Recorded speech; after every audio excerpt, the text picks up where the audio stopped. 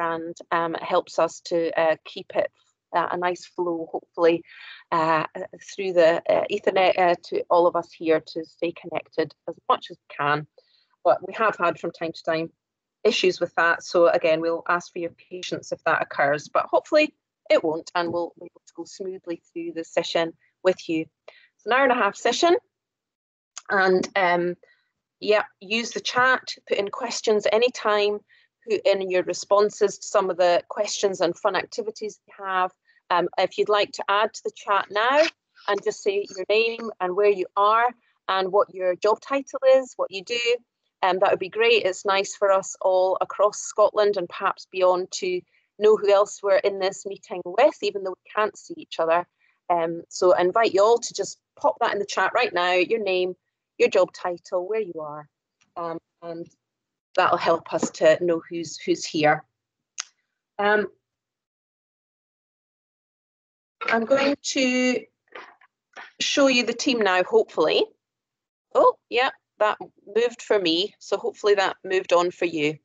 This is the team that we are part of, the Arts and Creative Learning team based in City of Edinburgh Council.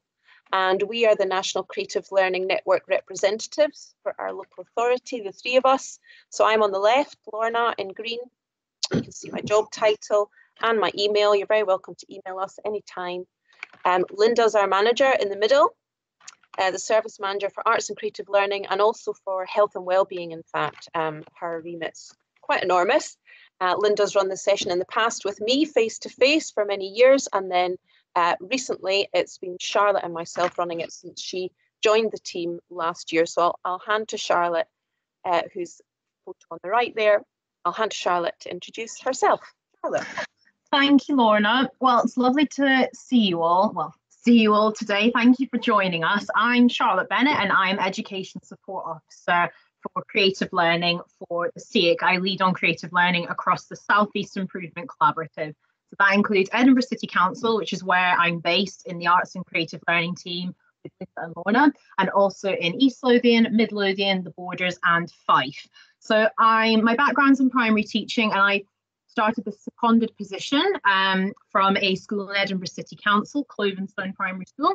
And my role is to raise the profile of creative learning across the CEIC to develop CLPL and resources to support staff. So thanks for joining us all today, and we hope you get a lot out of the session. Okay, Lorna?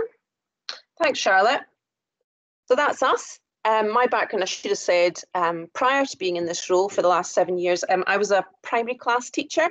I was an art specialist, art design specialist in primary, and a modern languages teacher of French.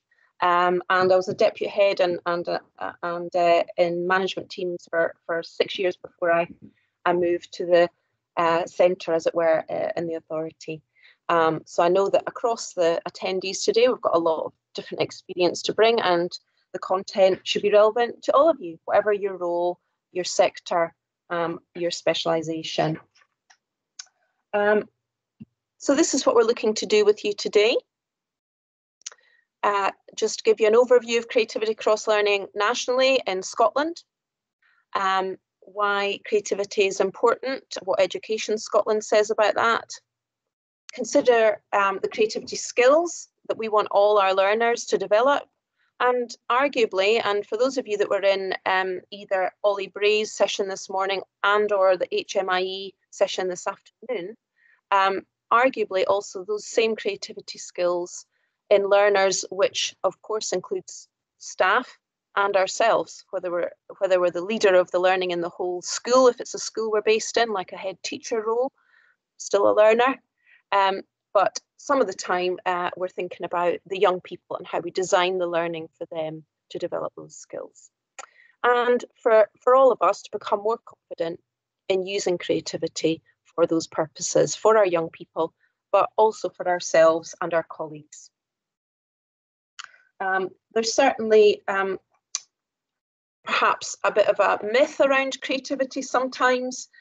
You've chosen to come to this session, or perhaps you were asked to by a colleague or your head teacher or your manager, but it's more likely that you've got some interest already in creativity yourself, which is great. But even if you don't feel confident and comfortable around creativity. In fact, in some ways, it's even better that you're here, and thank you for doing that if you have. I think that there's a bit of a myth around creativity, perhaps belonging to the arts and to artists, to the expressive arts in the curriculum. And that's certainly something we'd want to consider and perhaps debunk that myth with you. But it may be that that's not a mindset that you come with in any case. So I'm going to move on now and hand over to Charlotte. Oh, no, sorry, no, I'm not. Sorry, I've turned 2 pages at once. I'm not. I'm going to carry on. So, sorry, Charlotte. Yeah, I'll invite you back in for the next one. So, observing patterns. This is a little fun activity for you. We've got a cute photo here. Well, you might not think it's cute. I think it's quite cute, especially the one on the right. Little cat who's, I always wonder when I look at this, whether that cat chose to sit there or whether a human being popped the cat there on the shelf next to the other 3 cats on the display. I did have a cat. Charlotte knows this really well. I did have a cat for quite some years, and he liked, whilst we were out of the house and at work, he liked to leave the house through the cat flap, and he liked to go and find some company. And he quite often went into many of the local shops and other businesses, supermarkets, the hairdressers, the barbers, the butchers, all sorts of places. I made friends with them, and I would inevitably get called because my number was on his tag. But one of the places he went was the charity shop, and apparently, though I never saw him, but I was told more than once, he would go in when someone opened the door, and he'd go and sit on one of the shelves in the charity shop, and that makes me think of him sitting like this. So our question to you at the top is, can you observe patterns and anomalies? And that's one of the creativity skills that we're going to be considering this afternoon with you. On that photograph, can you choose an odd one out? And can you put it in the chat? So I invite you to do that. Can you put in the chat which cat, or maybe more than one cat, maybe you can find different answers. Which cat or cats would you say you could come up with a reason why they're the odd one out, that there's a pattern, but there's one that's in some way, it could be any way, is different. So I invite you to put that in the chat, and Charlotte will maybe read some of them out. Third cat, as it has a gold neck. One has a gold collar. Second from the right, facing different direction. Cat on the far right looks real. Does look real. The wee one doesn't have green eyes. Oh yeah, I've not noticed that before. Texture, last one. The text for the last one is fluffy. The rest are smooth. Third one from the left is the gold collar. The one on the right is stuffed. The rest aren't. It could be. Gold collar as well. Great. A whole bunch of different answers. Yeah. And it may be that some of you wrote more than one there and had come up with different answers, and you could carry on and come up with more if I gave you longer. But I wonder if you can also have a look around you where you're sitting now. And that may be that you're still at your workplace. It may be that you're home. Charlotte and I both work from home at the moment. We're not in City of Edinburgh Council headquarters building, which is Waverley Court, which is normally where I'm based in the past. We're both at home. So wherever you are, it doesn't matter. Maybe you're in public transport and you're just travelling.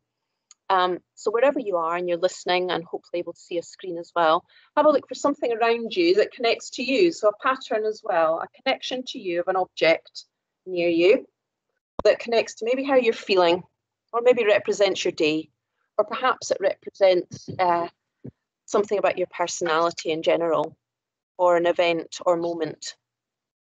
So just choose something and again, put it in the chat, say what it was you picked.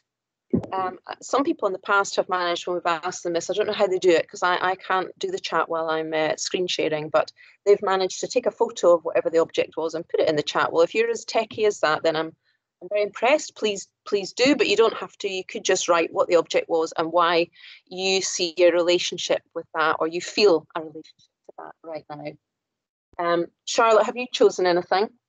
around I was just having a little look because I've had a good tidy, so I've not got lots of stuff out. But Well I found actually I found a hot water bottle, but I've not used it today, and today's the first day that I've not used it.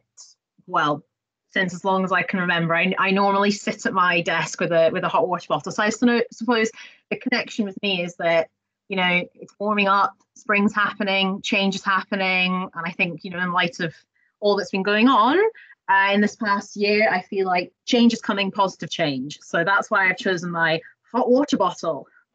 Great. We've got Thanks, here Charlotte. I have to agree. Spring has sprung and the temperature has risen. It's one of those unusual issues that you hadn't thought about when you work from home, that you're going to have your heating on all day, and that can be quite costly. So yeah, we find creative ways to keep warm without necessarily having the heating on all day. And that sometimes when our cameras do work, we can see colleagues wrapped in blankets and all sorts, keeping cozy. So it's definitely a phenomenon. And I've got near me here, Charlotte will probably have a good guess why this is. I've got a tape measure near me. It's a little one of these rolly up ones. In fact, you might hear it if I pull it open and then I press the middle. It pulls itself back in, and it's a very cute one. I was given it years ago by an artist friend, or an arty friend, I suppose. But yeah, she's an artist. It's got marshmallows all over it, so it's quite a cute one. But I've got a tape measure there because at the moment I'm preparing to move house, and I'm having to do a lot of measuring of things, and do they fit this, do they fit that? And so yeah, my tape measure is now one of my buddies on the shelf right next to me, not stationary. So that relates to a life event I've got at the moment, I guess. Yeah. Anything in the chat there, Charlotte? Yes, we've just had Mrs. Dornan has sent a picture it's on her kitchen wall, and it's an owl, and I think it's made out of Tunnix tea cake wrapper. So its eyes are the top of the Tunnix tea cake wrapper. Wow. Looks really nice. Amazing. And she's saying because she likes Tunnix tea cakes and owls. I don't know who doesn't like tea cakes, to be honest. Claire has said, my patterned scarf reminds me of lots of fun days out pre-COVID, which I've responded, they'll be happening soon. Yeah. Jonathan Ramsey has said, a rather noisy vacuum cleaner reminds me of a few students. It's a picture of a vacuum cleaner. You need to look at it after. A picture of a vacuum cleaner. I'll with enjoy a sign that. on it. Works but is loud. Great. These are great. Thanks for sharing. These are fab. Thank you. And I'll enjoy reading them later. So thank you for joining in. It really enlivens the experience for everyone. I really appreciate that. I'm going to move on now to the next slide. And I'm handing over to you, Charlotte, this time, I think. Yes, you sure are. Right. Thank you, Lorna. So these two documents show the national context of creativity and where they sit within our education system. So you may be familiar with them, or you may not be. And I'm just going to touch on them briefly in the session. And what I'll do is at the end of the session, I'll paste them into the chat and you can have a look at them. You can also find them widely on Education Scotland and Creative Learning Network websites online. The key point here, though, is that creativity is embedded throughout Curriculum for Excellence. HMIE look for creative skills, creative learning and creative teaching, and it is also included in the GTCS standards. It's not an add-on. Creative learning is not an add-on. It's something that should be embedded throughout practice. So the Scotland's Creative Learning Plan is the left-hand document, What is Creativity? And it was produced by Creative Scotland with the key strategic partners in Scotland's Creative Learning Network partners. And the document outlines the strategic commitments from Education Scotland, the Scottish Government, ADES, GTCS, SDS, SQA, CDN, and Creative Scotland. And the document on the right-hand side, Creativity Across Learning 3 to 18, is an impact report produced by Education Scotland and looks at how CFE supports and develops creativity skills for learners, and importantly, how well this is done in educational settings. And it's an impact report because what they've done is they've identified how well this is done in educational settings from focused HMIE inspections. So it's really interesting. It's got lots of different examples of where this has been done and how this looked. those are quite short documents and they're very readable, so I really encourage you to have a look through them if you haven't already seen them. The right-hand document also includes a definition of creativity and what we mean by it for our learners and for ourselves for now and for looking ahead. So the documents look at what does creativity look like for our learners and how can we develop and support our learners' creativity skill set.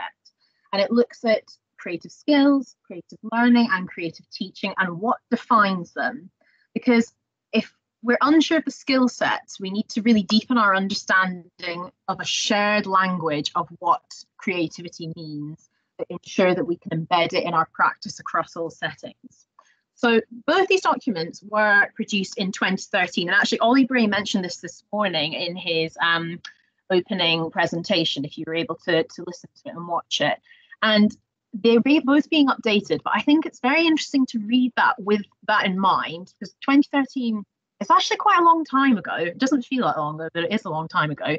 And it's interesting to read that with them in mind and think of how far we've come, where the gaps are, and what creativity looked like a few years ago, particularly pre-COVID, because that was not even a thing when these were written in 2013. And also to look about it thinking forward in the future. So the revised versions, when these come out, will have a shared understanding of the creativity skills, learning and teaching post-COVID, and will give great opportunities to learners and young people. So what we're going to have a look at next is, Lauren, if you could pop onto the next slide, please. We're going to have a little look at a definition of creativity. Okay. Now, what is creativity? It's really important that we have an aligned definition, a shared understanding, otherwise it's very difficult to capture.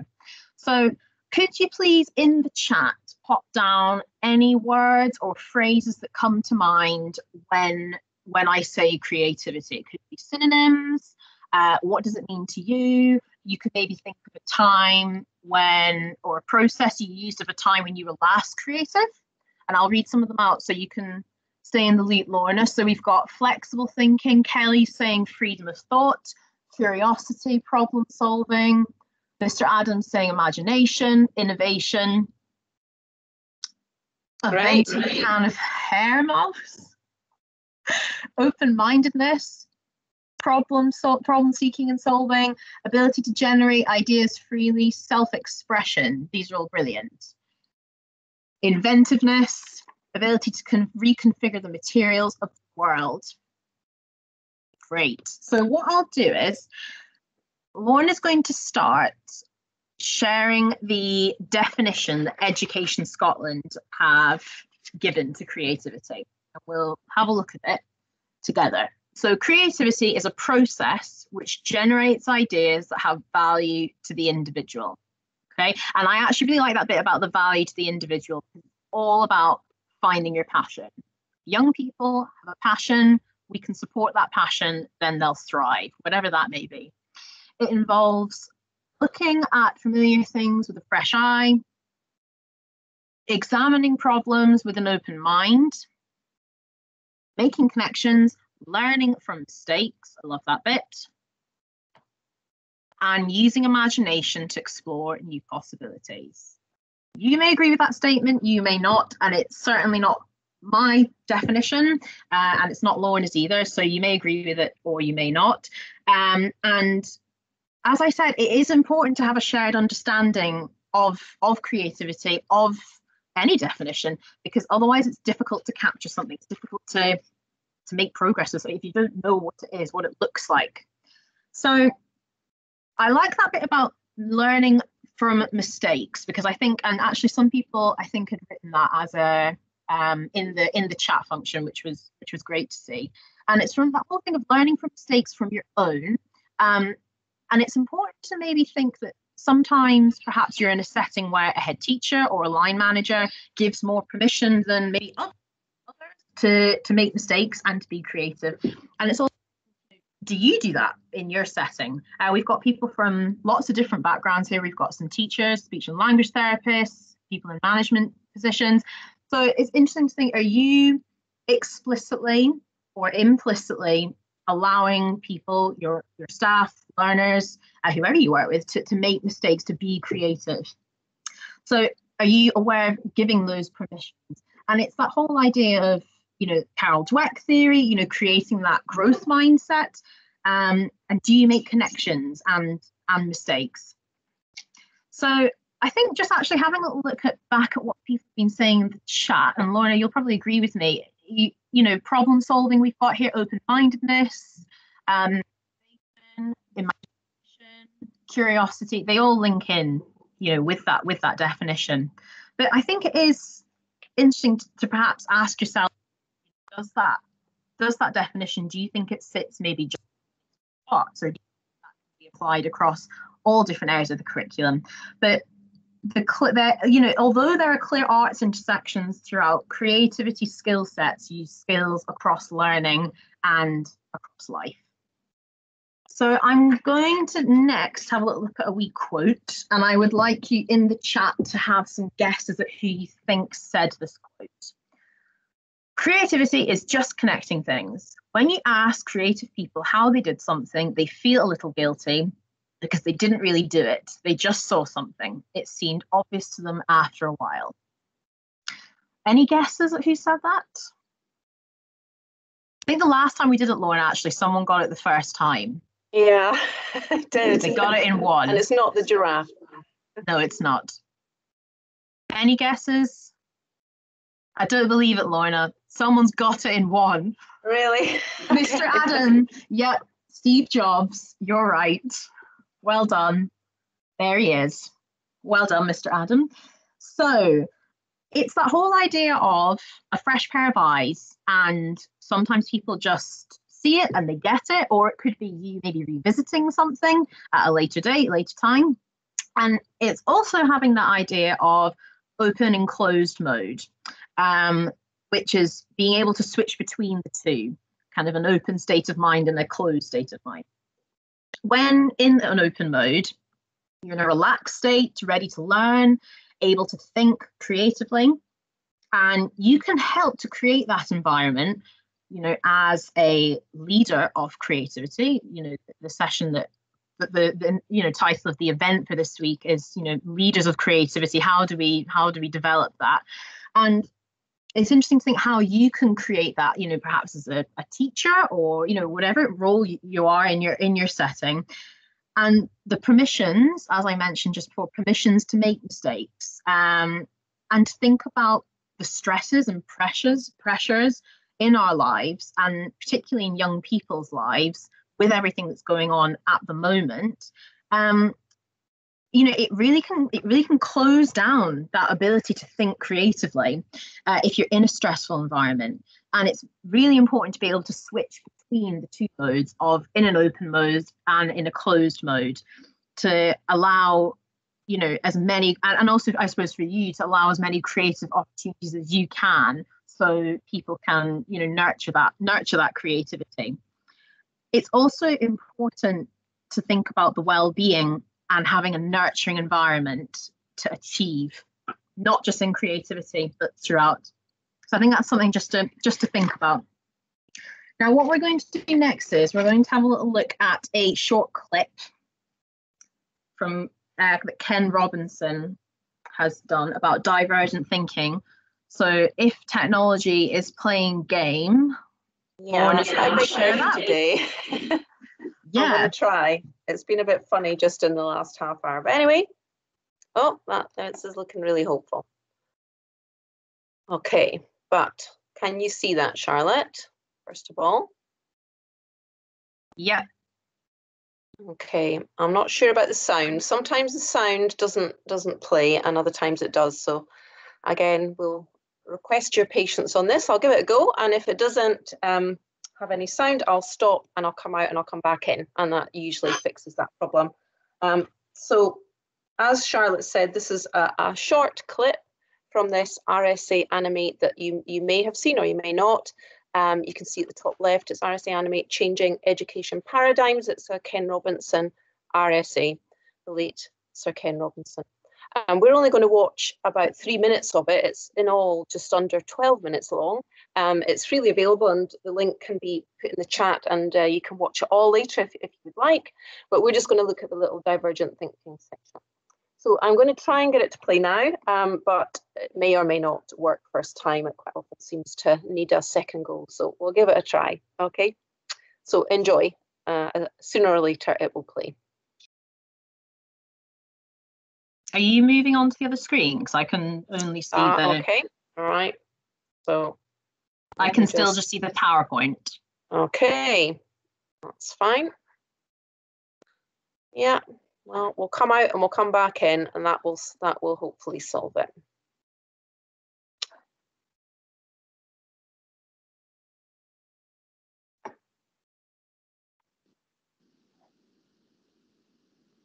That's it. Yeah. Yeah, okay, that's one step. Now we need sound. Keep your fingers and toes crossed, people. Recently of Divergent Thinking. Right. Published a couple of years ago. Divergent thinking isn't the same thing as creativity. I define creativity as the process of having original ideas that have value. Divergent thinking isn't a synonym, but it's an essential capacity for creativity.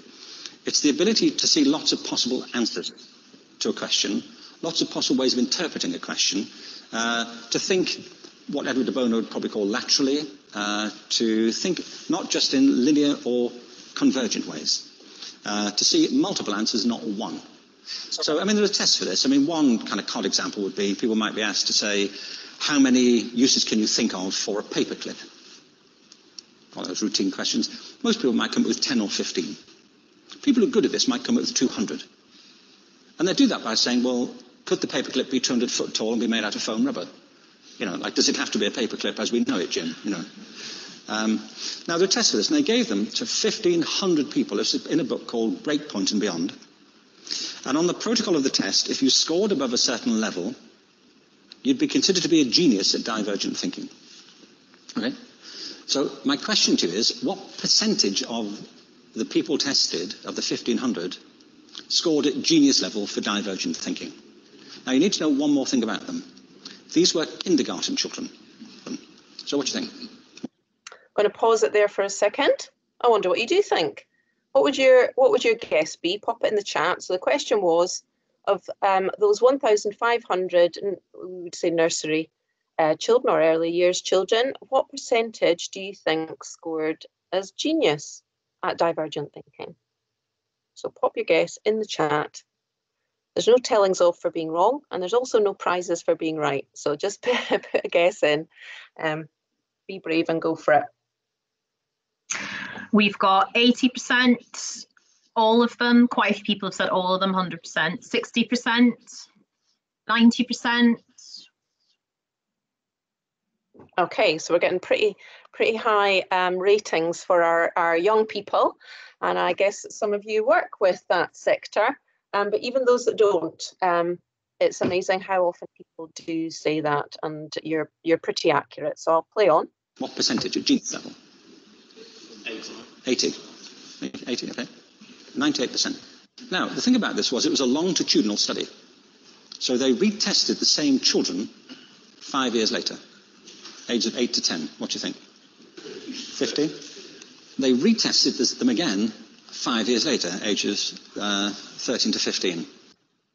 And what's your guess now in terms of what happens? Those same young people, some years later, retested on divergent thinking. Put in a number if you want. What percentage you think would score as genius?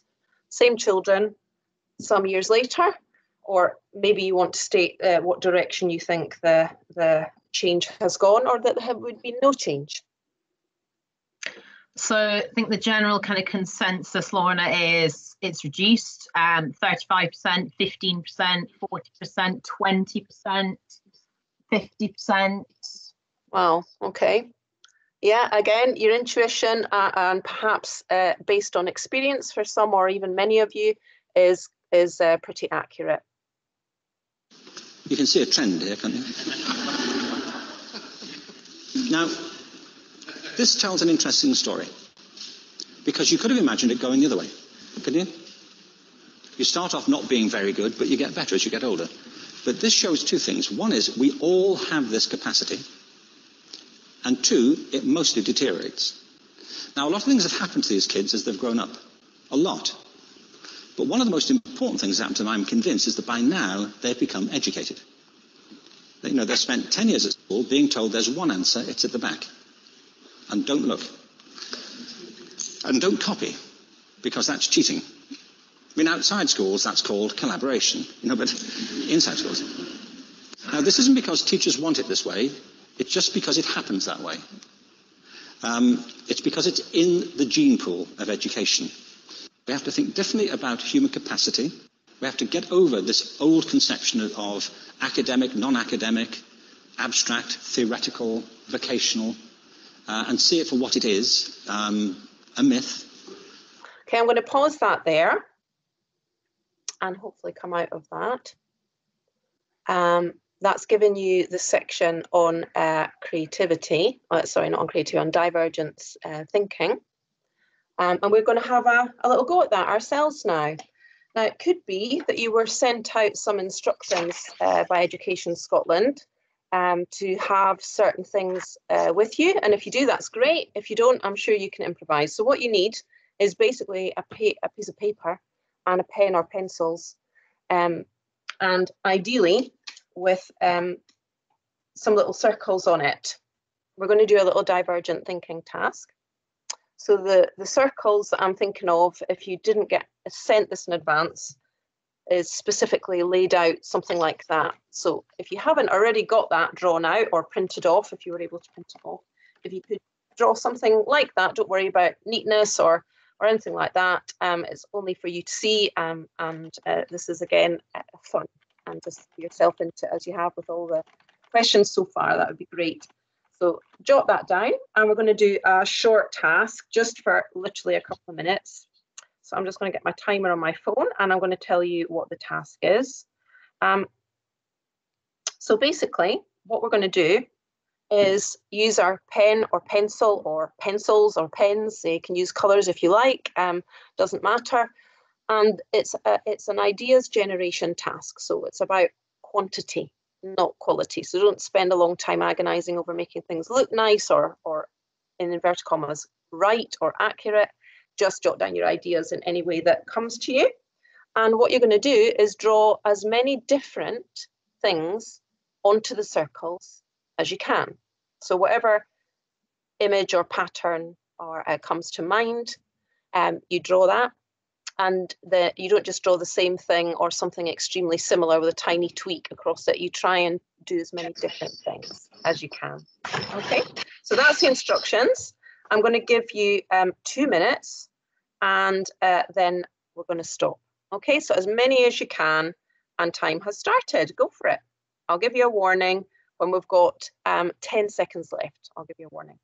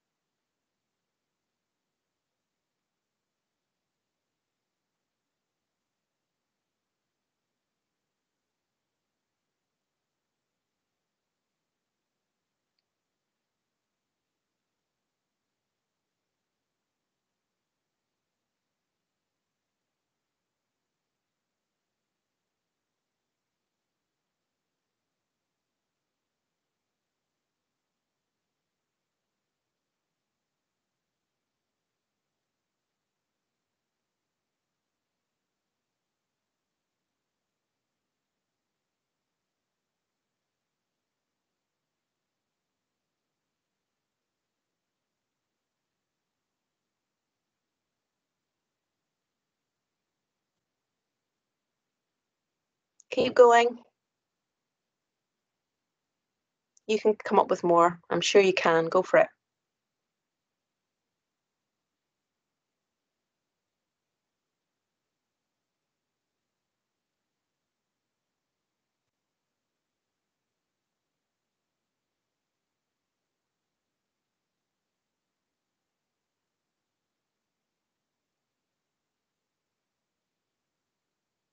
Okay, I've got 10 seconds. Can you just squidge in another one or even a couple? Go for it.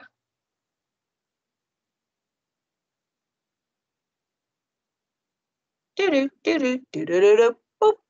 That's my high-tech solution to the end of the timer. So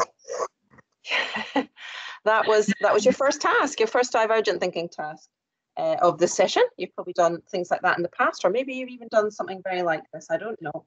And it doesn't matter if you've done it before. That's great. It's not a problem to have prior experience at all. So I wonder how that felt. Is my first question to you. Again, if you could put your response to that in the chat, that would be really good to see. How did it feel? Was it scary? Was it exciting? Was it fun? Was it hard? Was it easy? Did it start hard and get easier, or did it start easy and get harder? What happened for you? All answers are welcome. So I'll just read out some of the answers we're getting, Lorna. Thanks. Miss Garden said fun. Mrs. Dornan said fun's quite hard. Sarah said relaxing. Claire said relaxing, then harder. And yet Judith is saying it got harder as the time was running out. Got easier once started. Quite easy. Easy, then harder, then easier. Right. So we've got a whole mix of experience, which is great. And I guess, you know, we all only have the experience that we have to state what may be blindingly obvious. But that's obviously then also the case for all our learners. If you're a head teacher or a class teacher, or you run a nursery, or you lead some learning with groups of young people in any setting, you'll know that there are different styles, preferences, and the experience that young people have with the same task varies. And so just as you all gave your different views of how that felt and how challenging it was or wasn't, and the kind of journey you had across just 2 minutes, our young people have that too. But of course, the more often we do an exercise like this, the easier it gets. We're working that divergent thinking muscle. And that's one of the creativity skills that Education Scotland talks about from that impact report definition, that one of the documents that Charlotte talked about at the beginning. So here are some solutions that some people gave in the past. You could pop in the chat some of the things you drew. Maybe, yep, I drew a cat as well, or I didn't do this, but I did that. And I suppose it's thinking about what's our default learning style or our default problem-solving style. Because in a way, I give you a challenge to do something. It's open-ended.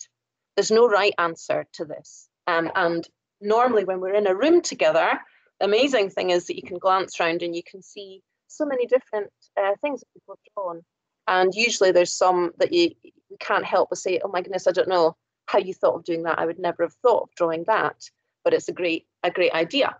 And everyone thinks that of each other, because what we bring to the task is our own default.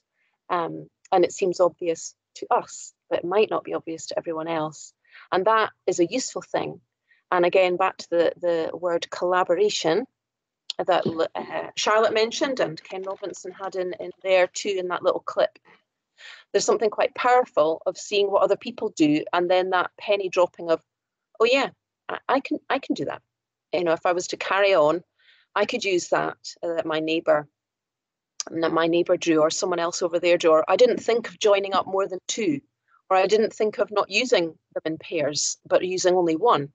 And where did you begin with this task? Did you start at the top left and work across the top row, and then go to the second one, like lines of text? Because again, that's your default. If, like me, your first language is English, or many languages across Europe, then that may well be the way you're used to starting a task on a sheet of paper. But of course, it's not wrong to start anywhere else. You may start on the top right if you're a Hebrew or Arabic reader and writer. Or you may just start somewhere completely else and jump around. And even that permission to go, oh, yeah, okay, you know, that's part of tackling a task with an open-minded mindset, is to not just start in one place and work along, that actually it's okay to begin other ways. And that applies not just to circles on a sheet, that applies to how you start your day, how you do your register, how you teach whatever it is you teach, reading, or history or maths or skill-based learning that you're teaching. Whatever you're teaching, there isn't just one way. And sometimes we're just so used to our normal way of doing things, it can be quite hard to step away from that. So it's really fascinating to see other people's drawings, which we can't today easily do online, but you can write in the chat if you want to, or if you're able to add screenshots of some of yours, that would be great, and we can all enjoy those later too. Is there anything you want to read from the chat, Charlotte, at the moment? We've I'll give you some suggestions that or ideas that people shared. We've got binoculars, fried eggs, a DJ record deck. Yep, I like that. Yeah. A giraffe, a ski jump. I wish I could see the pictures of these actually. I know. I'm intrigued. Caterpillar, very hungry caterpillar maybe. Nice. Rabbits, binoculars again, cherries, Newton's balls, ice cream again, lots of meals, food related items, earplugs. Really good mix. Flowers. Yeah, nice mix. And it sounds like some of you have used multiple circles, perhaps in a row, to make a caterpillar, for example. Someone said maybe for the giraffe, I'm imagining that might be a vertical connecting ups of the dots to make a long neck. I don't know, I might be wrong there. It's just how I'm imagining it. But that permission to be able to do things in different ways is a really useful aspect of working on your own initially.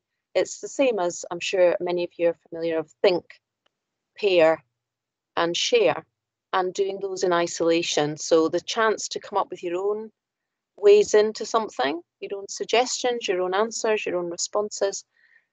And then after that protected time, sharing and allowing that to influence what might happen next, because different people can gain from each other at that point and come up with an idea that none of them may have come up with alone. So it could be a blending of ideas and images from one sheet and another for whatever the task that comes next could be in a learning situation. This is just an exercise in coming up with the ideas, but normally when you're coming up with ideas, you want to pick one, and Charlotte will talk a lot more about that in a moment. So I'm going to move on to Charlotte now and let her do a different divergent thinking task. Charlotte. So this next divergent thinking task is called 2 words, and what we're going to do is we're going to choose 2 different words and we're going to identify and write down as many different connections, similarities as you can think of between them. So you can use all the permissions that we spoke about earlier with the previous task, with the circles task. You're free to do what you want and to interpret it how you like as well. And we're going to join in because this changes every time. So Lorna, I'm going to invite you to join in too. So again, we're going to have 2 minutes to do this task.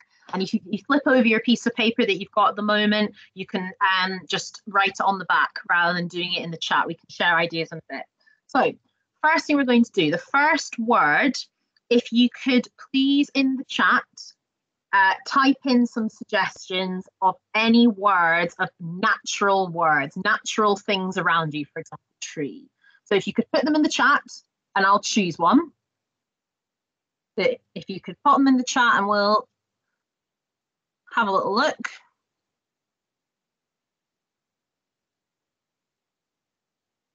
Any suggestions? Peach, oh, beach, sorry, not peach. Peach would be nice as well. Beach, yeah. Seaweed, oh, it's a bit of a sea theme.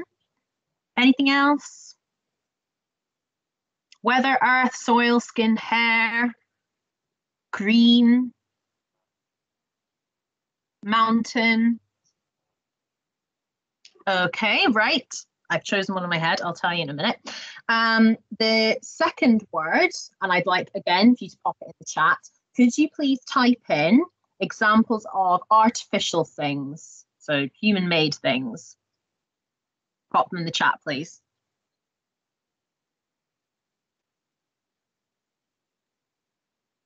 Car, cars again, someone's put. Pencil, crayon, paper, books, road, language, that's an interesting one. Kettle, plastic, Okay, I'm going to choose one word from each, one natural word and one artificial word, and I'd like you to write them down. So the natural word I've chosen is seaweed, okay? And the artificial thing is, oh, we just got people coming in. Trampoline, okay? So seaweed, trampoline are your two words. Lauren and I are going to join in. You've got 2 minutes to make as many connections as possible between those two words. It can be anything, okay? So 2 minutes, connections, similarities between seaweed and, what did I say, Lauren? A trampoline? Trampoline, yeah. Yeah.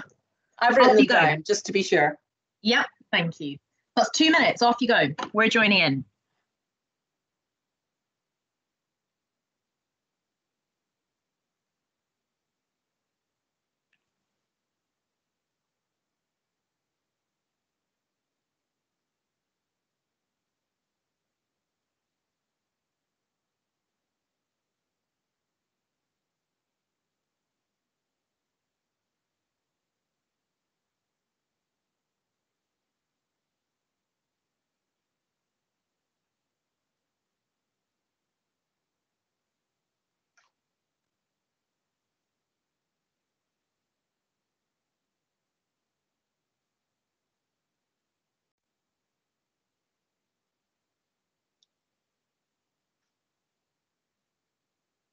That's a minute left.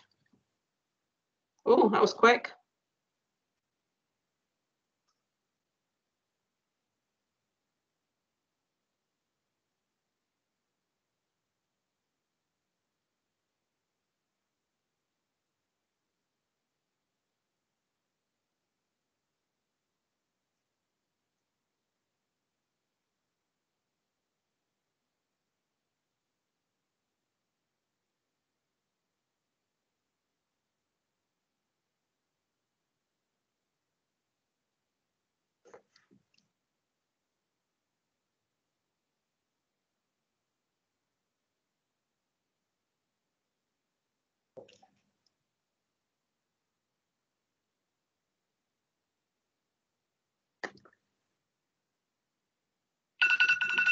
That's time. Okay. I'm just finishing that one off. Right. Hands down. Okay. Wow. Oh, I enjoyed that one. I find sometimes when I do it, it's that whole idea I was speaking about earlier, you know, the open and the closed mode. I think because obviously we're presenting this, I feel sometimes it's quite difficult to get into the flow of doing that and to think divergently, to feel in that relaxed state. But I actually got quite a few there, so that's good. Is anyone brave enough to share in the chat perhaps how many similarities or connections they got between the two words? And then I'll invite you to share maybe what some of those were. Lauren, I don't know, do you want to kick us off? Yeah, I'll kick you off. I got 10 connections today. I really like those because they made me feel nostalgic. That's one of the connections for me. Nostalgic. It made me think of summer holidays as a child, and specifically going to St Andrews when I was in late primary school and early high school with my family. And there would be the beach and there'd be the trampolines, and I would jump up and down there. So the beach, and another connection I have is sea air and breathing that sea air, whether you're beside the seaweed or on the trampoline. They're both kind of bouncy or puffy. That you can trample on seaweed, so kind of trample out of trampoline and make it pop. That I miss them. I also they both have the letter E in them. And the last one I wrote was that the trampoline has got those elastic kind of ropes around the side to hold it that are kind of stretchy, and they're connected onto the hard edge. And seaweed is kind of like that. It's sort of stretchy ropes connected to the rocks or connected to something that it's rooted to. So that was my last one. Great, thank you. If anyone wants to share theirs in the chat, you're more than welcome. I had a few sort of similar themes to you, Lorna. I both kind of got that E kind of sound, seaweed, trampoline. In my eyes, they're both green. Green seaweed, and on a trampoline, like the ones that my friends had growing up. Like it had like a big green rim going around the edge. Salty was something that came to mind from the sweat of jumping up and down on a trampoline, if you're jumping up on it, and the taste of seaweed.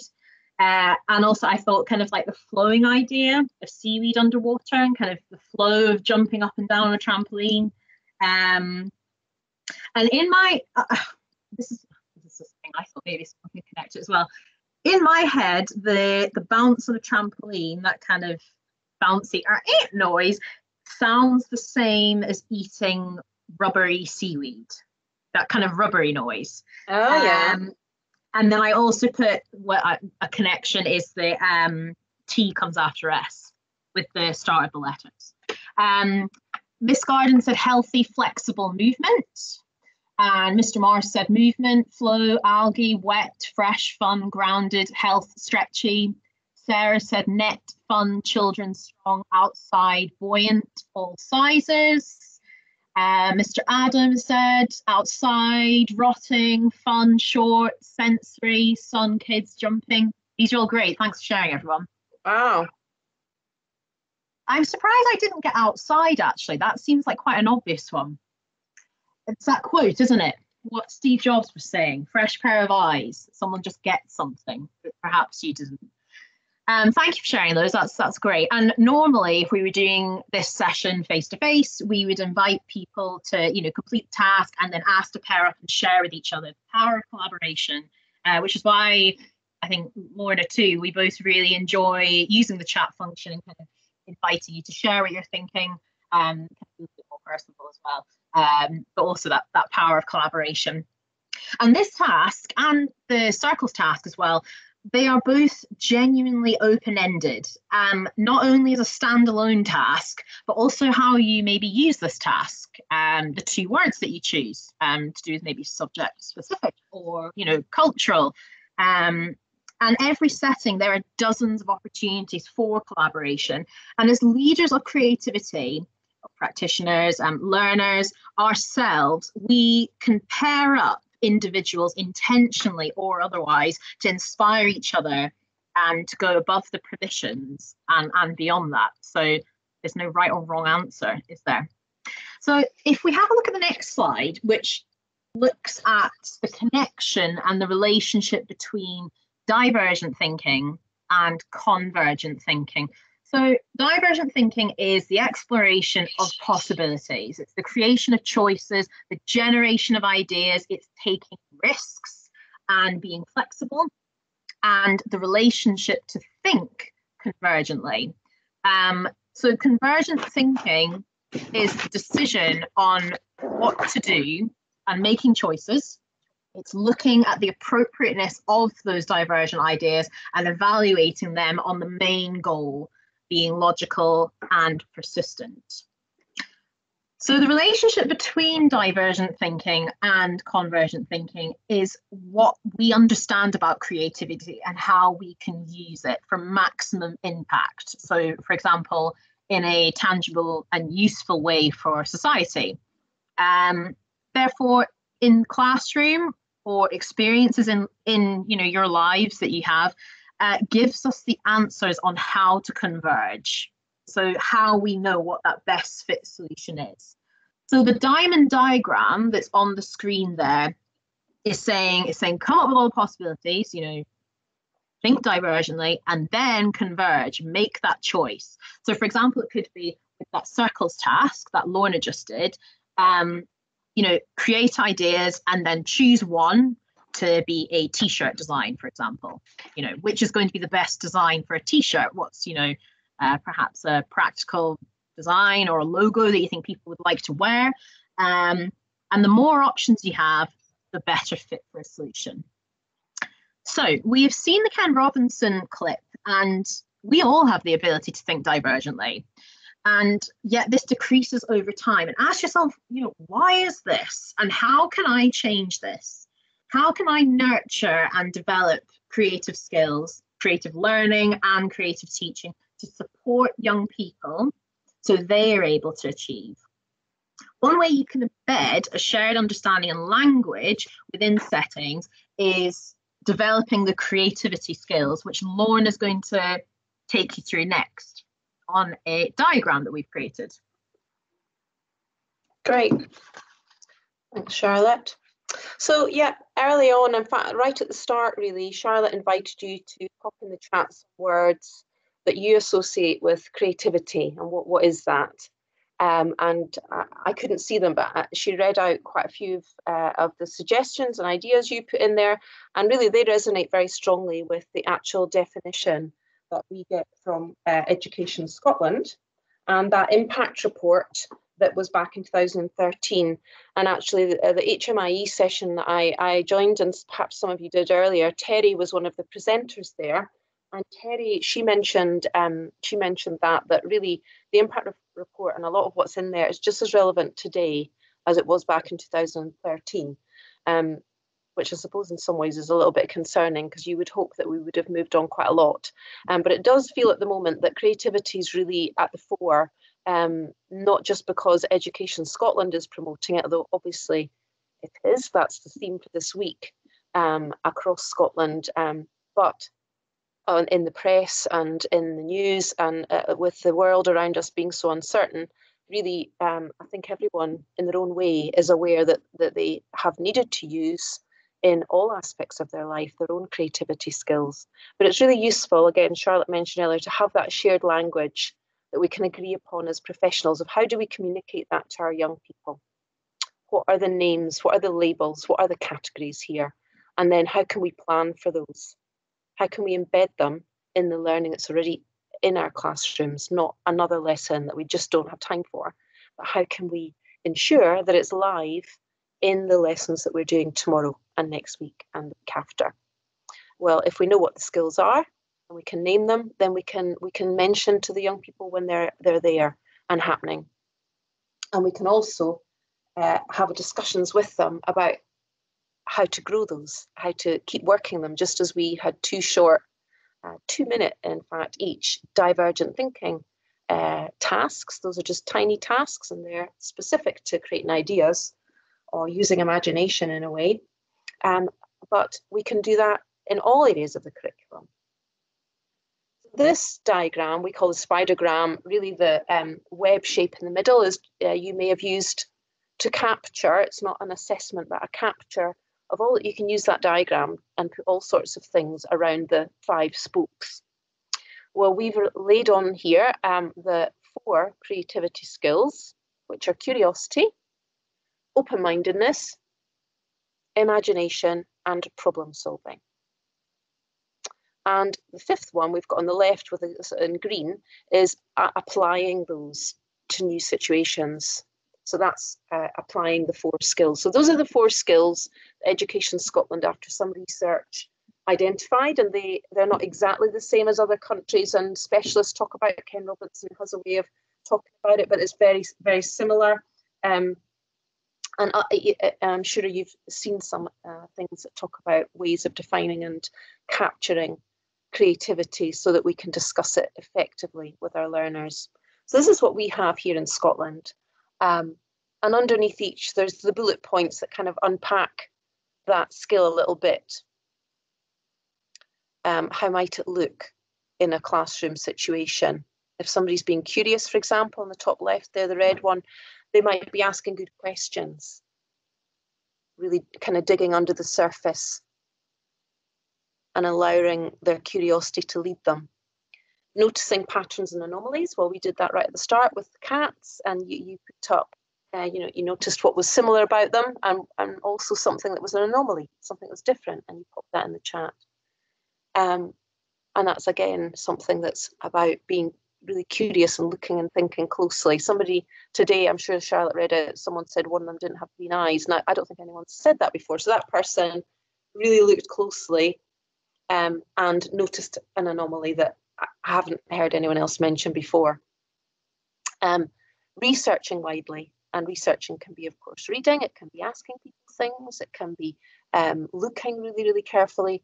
Those are all ways of researching. So those are how curiosity may look in not just a learning situation, but in life. And we do those things at home when things go wrong, or our bus doesn't come if we're trying to get somewhere.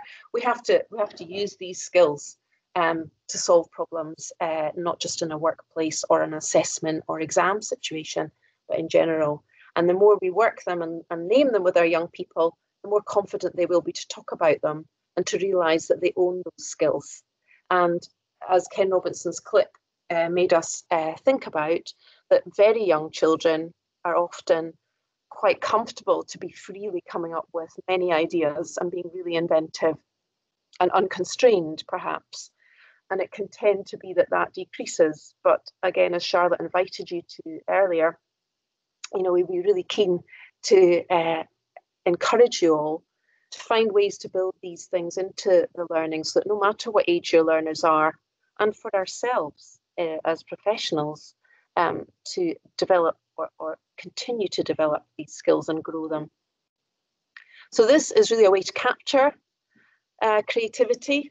It's not an assessment as such, but it could be that one person would fill in their spidergram. It can be downloaded. We'll send you the links freely. It's on the National Improvement Hub, in fact, as well. Somebody may fill that in for themselves, or it could be that a teacher or a pupil support assistant fills it in for a young person, how they see them that day. So for this person that's been done with purple, they seem to be feeling pretty imaginative today, or at the moment they filled this in, because the dot is very near the outside of the spidergram. The one that they're feeling least confident is problem solving, though still it's only at number 2. And they've joined them up and made a shape. That shape, that pentagon, kind of captures their creativity for a moment in time. But creativity is slippery, and it can shrink and it can grow, and it can shrink again and it can grow again, and it can change moment to moment. And one of the things we know, and again, if you work with young people or just people of any age, you'll have noticed that when people are under stress and pressure, and for sure the last year has brought everyone some stress and pressure, and hopefully some joy and pleasure too. When we're under stress and pressure, our creativity shrinks away. We've gone to the reptilian brain, and in terms of our health and well-being, that means that really we're not able to be highly inventive and imaginative under a moment of pressure, and we tend to flip to the closed mode that Charlotte mentioned earlier as well, rather than lots of possibilities and solutions. And you'll know already that creating a welcoming, relaxed atmosphere in a learning situation is crucial to the quality of all the learning in it, and not least to the possibility of developing creativity skills in our learners and in ourselves. So I'd invite you again to consider that in your planning.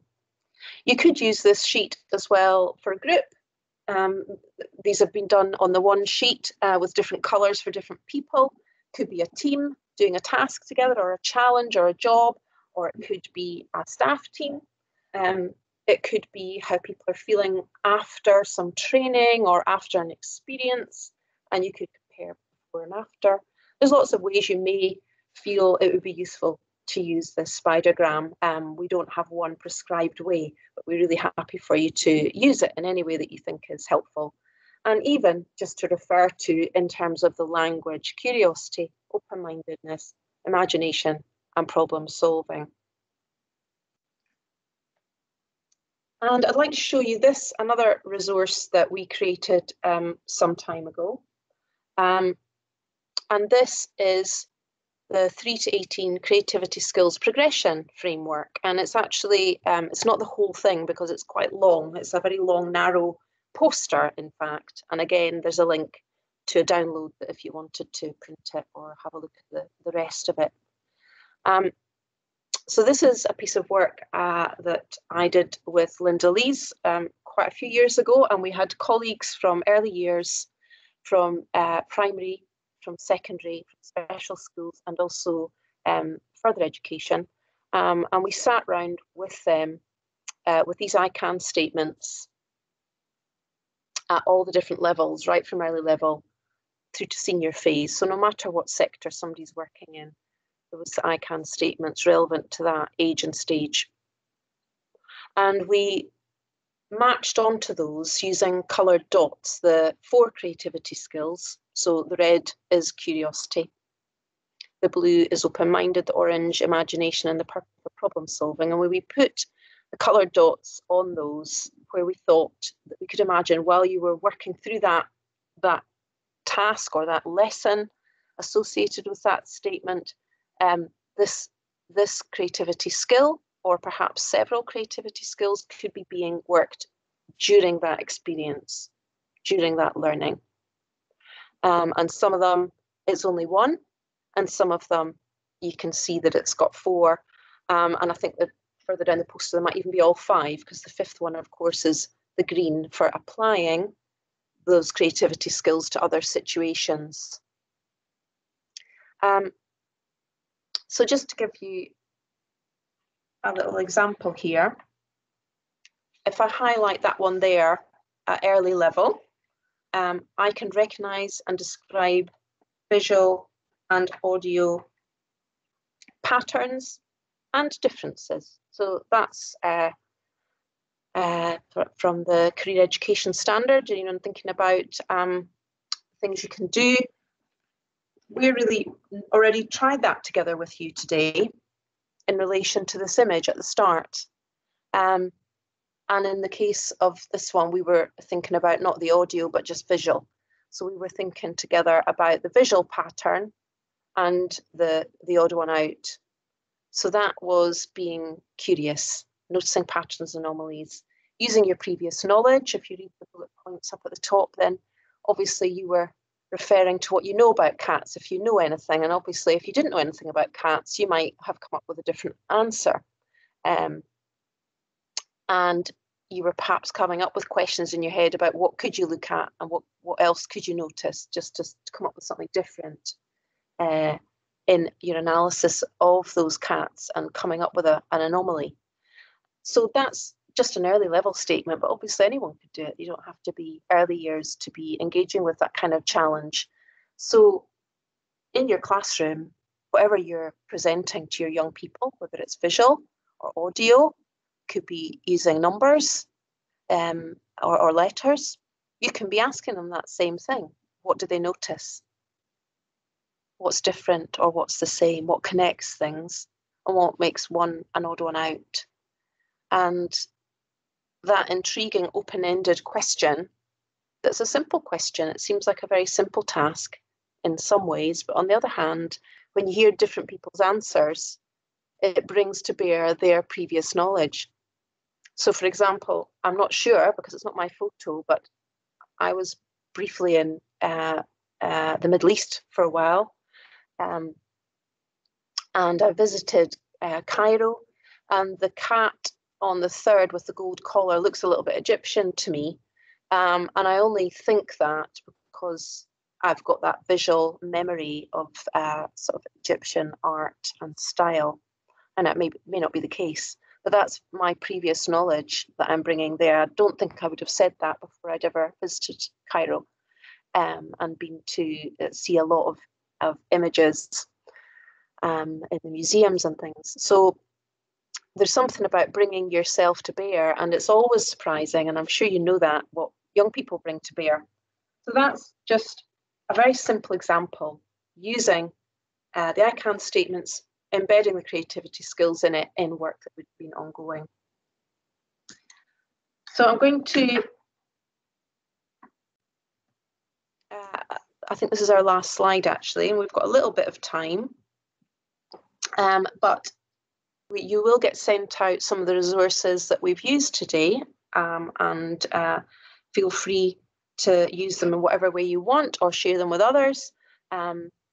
And also to get back to us if you would like to be in touch about any other questions, or pop them in the chat now with your email if you're happy to put it there. I'm going to move on to the last slide because it's also got our generic email, creativelearning@edinburgh.gov.uk. Some of you may already have signed up to the Creative Conversation event. We've run these for some time now, Charlotte, is it number 56, Creative Conversation tomorrow? I've got that in my head. I might be wrong. It sure is. 56, yeah. So it's been running for, before I was in this post, I think it must be 8 years now I've run Creative Conversations, and it's Ollie Bray that's along with Suzanne Zedek tomorrow. Actually fully booked tomorrow, so I'm afraid you can't join that one if you haven't already got a place, and if you have and you can't make it, please cancel your place because we have a waiting list. But there will be more Creative Conversations, so if you'd like to be added, you're very welcome. Just email us, and either on our generic email or to one of these emails to us individually. Charlotte, shall I stop screen sharing and give an opportunity to let people perhaps, yep, if they that would be great. To. I'm just putting in the chat, or attempting to write in the chat. The email address is a dot in the middle. It's creative.learning. Oh, thank you. Gosh, I'm glad you noticed that. I mean, no, if I'm totally honest, I'm not having much success. I keep doing typos and I'm trying to do it. Creative.learning or edinburgh.gov.uk. Shouldn't be rushing. Sorry, everyone. That's it there. Thank you for doing that, Third time lucky. Sorry. I'm going to stop the recording just for now.